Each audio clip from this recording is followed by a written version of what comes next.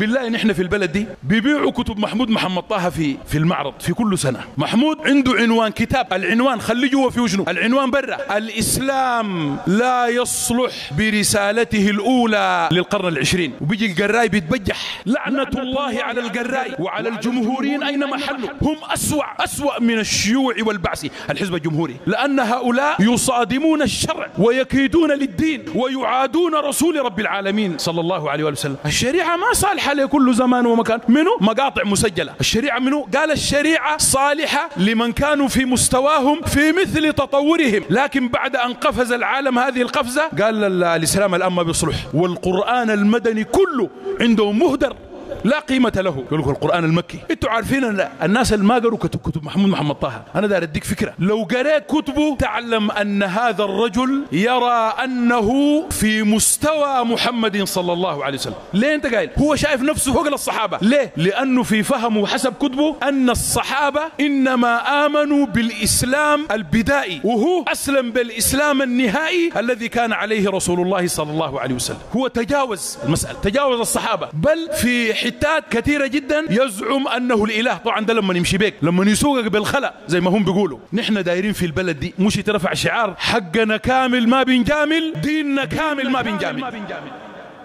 ديننا ده كامل وما بنجامل فيه زول، ولو طارت دونه الرقاب ولو عصف بنا لن نترك هذا الدين. وهم زي ما بيقولوا ما بخلوا البلد، نحن برضو ما بنخليها 9 طويلة ولا 100 طويلة، بنقعد فيها كده. وسنقيم هذا الشرع بعون الله. قال عمر بن الخطاب: لأطرنكم على الحق أطرا. والآن والله يا جماعة تتعجب كما ذكرت في آخر خطبة من هؤلاء الذين يرعونهم أسماعهم. انت قال لك هسه الشباب الطالع برا ده ويواجه المقذوفات والدبابات والأسلحة النارية بصدره عاريا، انت بتفتكر ده عقله فيه؟ أنا بحلف لكم بالله أقبض لي أي نموذج منه ونجيبه وبكشف له وانا على حسابي، والله ما يطلع مخدر ثاني، ما يطلع لي منبر يقول الله قال الرسول قال. اي زول يلاقي الدبابه بصدره ده زول عقله ما فيه.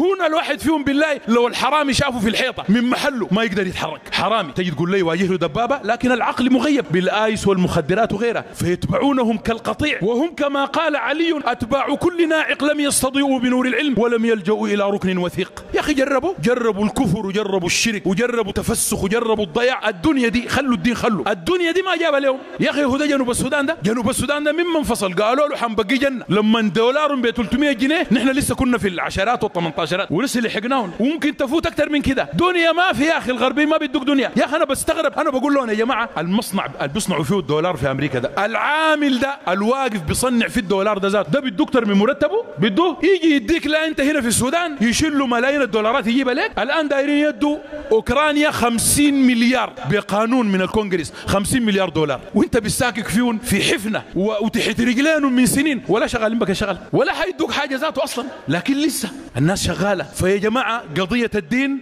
قضيه مفصليه، قضيه بالنسبه لنا نحن خط احمر ما فيها مجال. والدين يفهم على بابه ويفهم كما جاءنا من رسول الله صلى الله عليه وسلم وكيف طبقه اصحابه رضوان الله عليهم اجمعين. اذا كنت من المتابعين الجدد اشترك الان في القناه ليصلك الجديد بالضغط على الزر الأحمر أسفل القناة مع تفعيل الجرس، ولا تنسوا دعم المقطع بلايك.